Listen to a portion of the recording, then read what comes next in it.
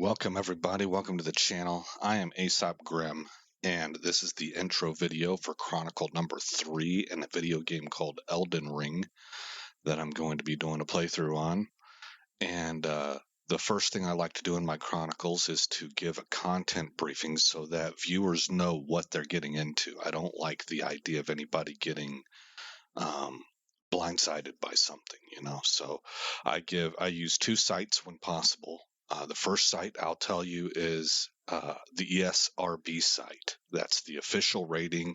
Officially, this game is rated M for mature 17 plus, and it's rated that way for blood and gore, language, suggestive themes, and violence, with a rating summary that reads like this. This is an action role-playing game in which players assume the role of a character trying to retrieve a magical ring and become the Elden Lord. From a third-person perspective, players explore environments, collect items, and battle various enemies, such as knights and fantastical creatures, in melee combat. Players use swords, spears, axes, arrows, and magic on enemies.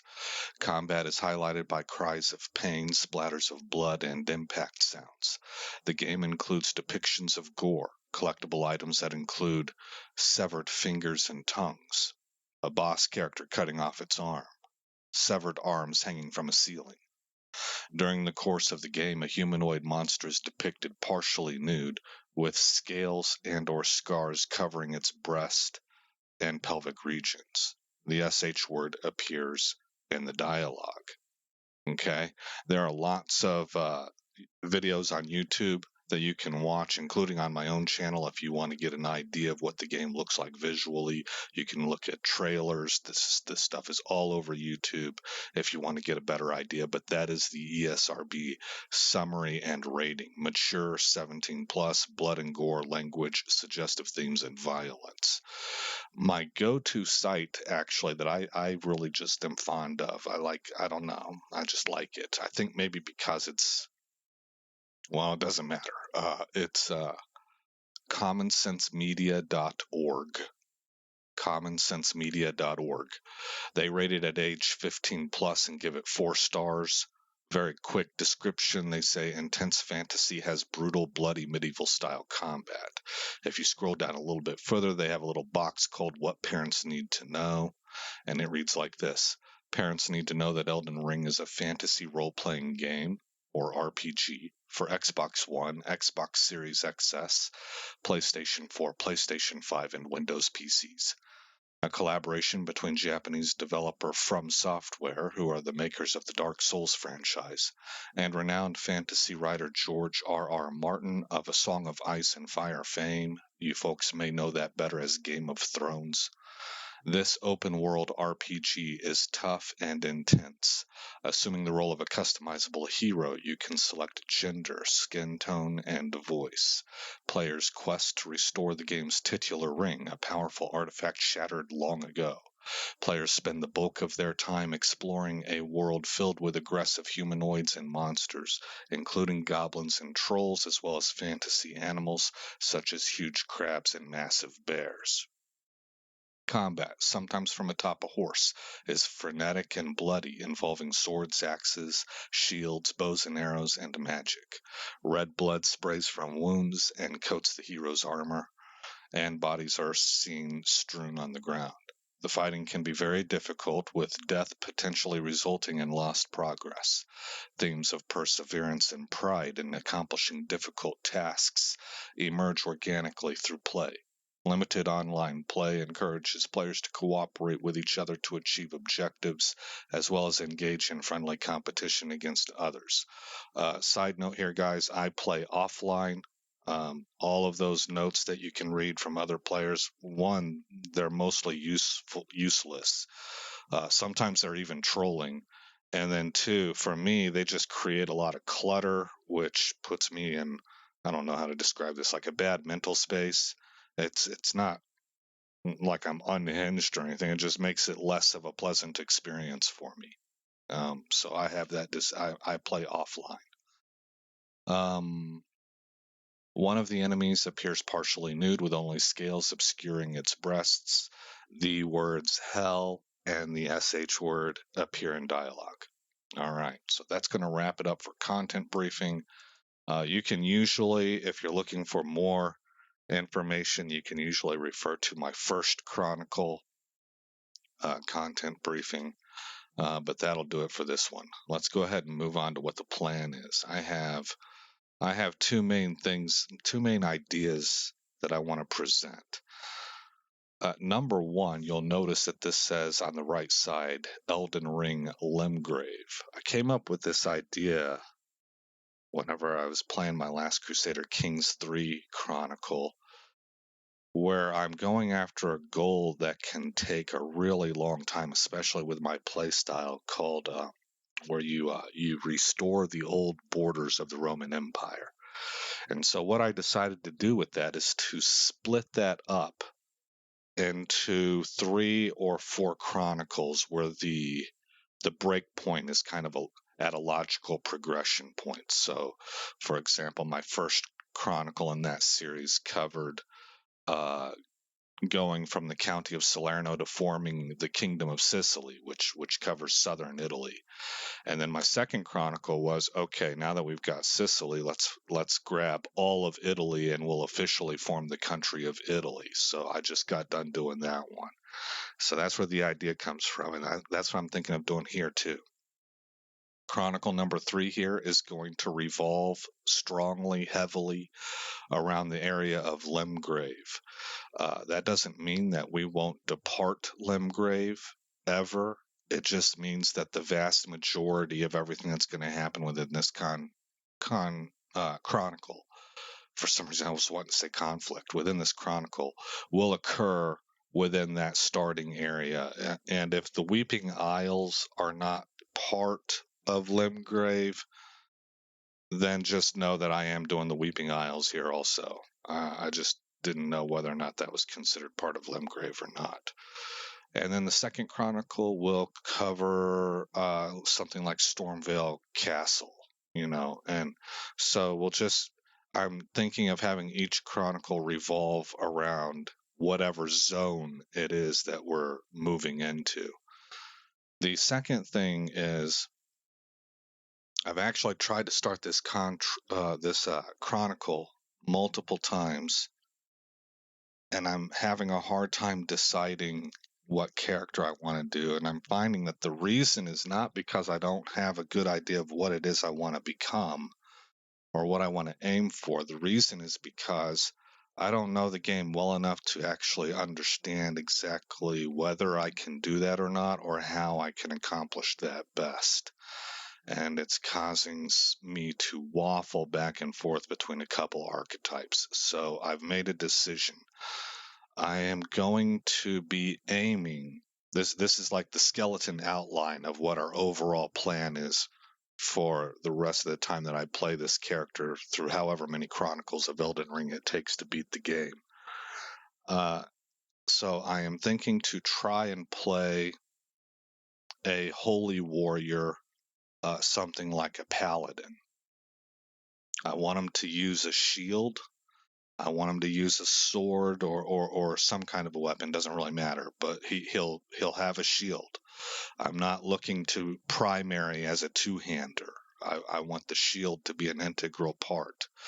And then because of that, I want him to do melee damage and for him to go down the faith line as well. But his incantations are going to be revolving around buffing his own defense and healing himself and things like that. That's where the magic comes in, as opposed to offensive magic.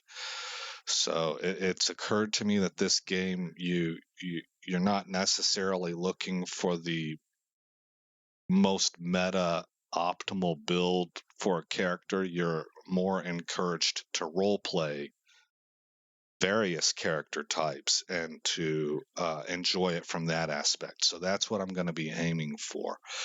As such, it took me a long time to get to this point, but I think what I'm going to focus on is a strength/faith build, and it might actually be vice versa, with the priority being on faith and then strength. But I I kind of don't think so. I think it'll be strength/faith, but we'll find out as we go along. And I'm also not ruling out that we could wind up becoming something totally different. We might become an arcane blood loss kind of character, so we'll just have to see how things unfold, and as I learn the game and learn more about what I'm doing and what it is I want to accomplish. But I can tell you that things like the winged scythe appeal to me. There's also a colossal weapon. I think it's categorized as a colossal weapon. It's called Great Stars. That might even appeal to me more, because something like the winged scythe is going to, I think it might take the shield out of the equation a little bit more often. I don't know. We'll have to see. Um, the blasphemous blade is something that looks really good to me, and this is going to be the first character that I've gotten up to those levels, so that's the kind of stuff I'm looking for. I I'm not quite sure yet what kind of shield I'm going to use, but I'm really seriously considering actually sticking to medium shields and saving great shields, and in particular the fingerprint shield, for a character class that really doesn't dabble in magic at all and is just pure melee. It would be a pure strength build. That doesn't mean I will totally ignore great shields. We could go into great shield. It's just, but I'm going to look for something that fits the paladin motif, is the idea. So there are a few videos out there by guys like Fightin' Cowboy and Fextra Life that show various builds for things that they call the Paladin or the Crusader or the Templar. There's these types of videos that can help guide me through this, but it's a total work in progress. I'm just kind of throwing out my starting vision for how this might work and then saying, we don't know what's around the corner. We don't actually know how it's going to turn out, but you got to kind of set an objective in order just to get started. So that's the plan I have. That's the idea. We'll be using the Confessor. Oh yeah, I did want to say one thing. It's going to contradict what I just went into. We might use some offensive magic, and if we do, it will be of the fire variety with maybe one or two dragon spells. That's if we end up going down that road. I'm not sure. But if we do, that was one of the problems I was running into. Fire and dragon didn't line up with my view of a paladin, particularly dragon. And within Western culture traditions, a dragon is most aligned with Lucifer. So it didn't quite make sense to me, but I came up with a little bit of an idea for how to perhaps explain that. Oh, the other thing too, the blasphemous blade on a paladin. That what? It just seemed like it doesn't really fit. But I came up with an idea, and here's my idea. I'm gonna say, we're tarnished and we're being raised by grace, right? Along with some hero characters. But maybe we weren't always tarnished, or something. I don't exactly know how the game functions in its lore, but what I can say is what I want to have in my mind is that our guy is a fallen paladin. He's a fallen paladin. We don't know exactly what he did, but it was something horrible enough that he has guilt about it. He regrets it deeply, and it's serious enough that he doesn't really know how he could ever get on a road back. It's like something that would permanently lock him out from ever being restored. Um, Maybe like the Hound, something like the Hound in Game of Thrones. And anyway, the guy ends up perishing, and he perishes. He dies as a fallen paladin, but not necessarily a full-blown evil one. This guy regrets what happened. He just doesn't know how to get back to home base, you know. He doesn't think that that's possible. It's an unforgivable sin, right? And so the guy dies, and he goes to, maybe we could think, and I'm not even Catholic, I'm Protestant, but I can pull from some Catholic ideals here. And when he dies, he goes to some place that would be like purgatory in order to pay penance. And during his time in purgatory, he becomes, the word is not affiliated. He develops an affinity, a natural affinity with fire, with the flame, and maybe even a little bit with the dragon, so that he's able to use these kinds of incantations and maybe like repurpose them for good. And that's also why he's able to pick up something like the Blasphemer's Blade, which has its own lore to it. Has crawly pieces of the heroes that it's slain attached to the blade. They can never escape that. But our guy maybe can get it, reclaim it, and then repurpose it for good, rather than those souls being forced to aid in the slaying of heroes by their former owner. They now get to slay bad guys again, and it's like a little road to redemption for them also. So hopefully that kind of explains, maybe gives us some explanation for how a paladin could be using um, a magic that would not normally be considered holy. Like even the fire we could consider like kind of holy fire, but that gives a little bit of an explanation. But I think I'll wrap it up on that, and we'll press forward and see how this thing turns out. So again, I'm Aesop Grim. Thank you for coming by the channel. I hope you saw enough to intrigue you, enough to take a look at the first couple episodes and see what you think, if you like my playstyle and my commentary. But even if you don't, wherever you're at in the world, whatever your circumstances or background is, I do hope the best for you and yours.